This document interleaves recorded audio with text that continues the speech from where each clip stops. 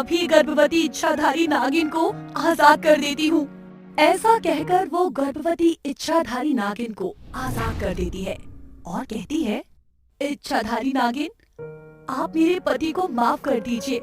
हमसे बहुत बड़ी गलती हो गई है, लेकिन वो अपने लालच के कारण आपको यहाँ पकड़ कर लाए हैं। आप यहाँ से जल्दी से भाग जाइए। यहाँ पर जंगली राक्षस और चुड़ैल भी आए हुए हैं आपको पकड़ने के लिए। हे भली औरत, तुमने मेरी जान बचाकर मुझ पर बहुत बड़ा उपकार किया है। मैं तुम्हें वरदान देती हूँ कि तुम्हारे जीवन में कभी दुख नहीं आएगा, कभी धन की कमी नहीं होगी। ऐसा कहकर इच्छाधारी नागिन वहाँ से चली जाती है और तभी चुड़ैल और जंगली राक्षस उस इच्छाधारी नागिन को जाते हुए देख लेते हैं कि तभी उन्हें सपेरे की बीवी पर बहुत गुस्सा आ जाता है और वो सपेरे की बीवी की मुंडी तोड़ देते हैं, जिससे वो वहीं मर जाती है। फिर वो दोनों इच्छाधारी नागिन का पीछा करने लगते हैं। दूसरी ओर सपेरा अपनी बीवी की मौत होता देख बहुत दुखी हो जाता है और रोने लगता है, लेकिन वो कुछ नहीं कर पाता। अब सपेरे को अपने किए पर बहुत पछतावा होता है। मैं अपनी बीवी की मौत का बदला जरूर लूंगा। मैं इच्छाधारी नागिन और उसके बच्चे को जरूर बचाऊंगा। ऐसा कहते ही सपेरा भी उनका पीछा करने लगता है। तभी इच्छाधारी नागिन एक जंगल में पहुंच जाती है और एक बहुत ही प्यारी बच्ची को जन्म देती है।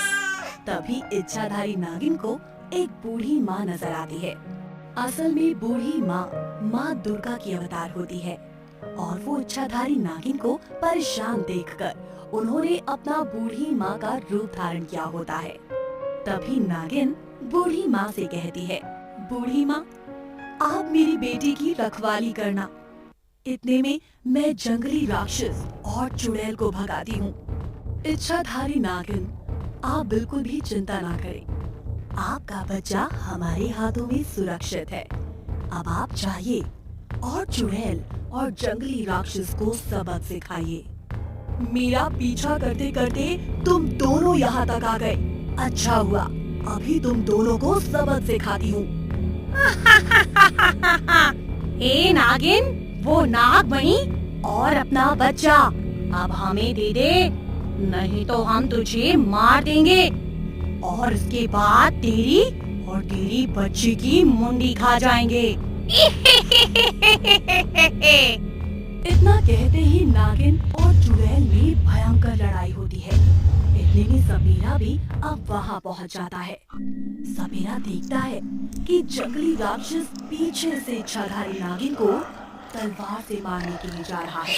तभी सपेरा भागते हुए वहाँ जाता है और एक कुल्हाड़ी से उस जंगली राक्षस की मुंडी काट देता है और वहीं इच्छाधारी नागिन चुड़ैल को अपनी शक्तियों से मार देती है। तभी सपेरा उस इच्छाधारी नागिन से क्षमा मांगता है।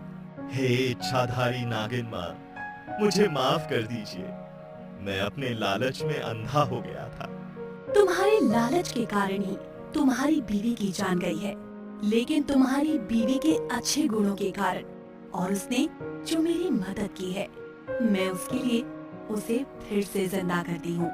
फिर क्या था, इच्छाधारी नागिन उस सपेरे की बीवी को फिर से जिंदा कर देती है और दादी माँ के पास जाकर उनको धन्यवाद बोलती है। फिर वो अपनी बेटी को लेकर खुशी खुशी अब वहाँ से नागलोक चली जाती है। मेरे प्यारे दोस्तों, आप हमारे चैनल को जरूर सब्सक्राइब करें और कमेंट में बताएं कि आज की हमारी कहानी आपको कैसी लगी।